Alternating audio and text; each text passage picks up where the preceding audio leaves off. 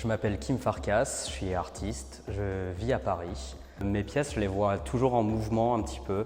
Cette pièce-là a généré d'autres pièces derrière et c'est toujours un mouvement en fait, mes pièces, où je pars souvent du même fichier en 3D qui va être légèrement modifié pour devenir une autre pièce. Donc en fait, c'est presque un instantané d'une articulation chaque pièce. Moi, je conçois beaucoup sur ordinateur, où je vais faire de la modélisation 3D.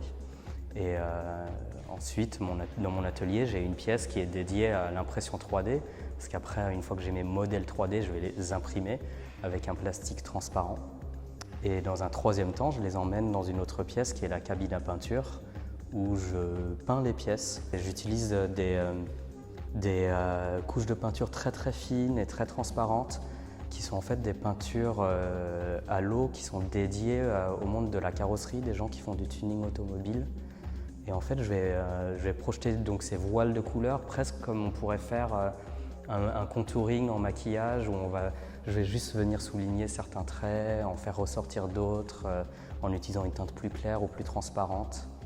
Et après, je monte les pièces avec des éléments lumineux comme il y en a sur celle-ci.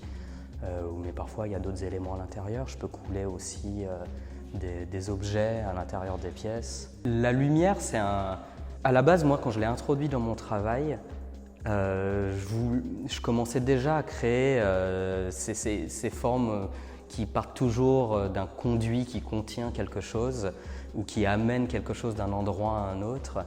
Et la lumière était là pour signifier cette activité interne.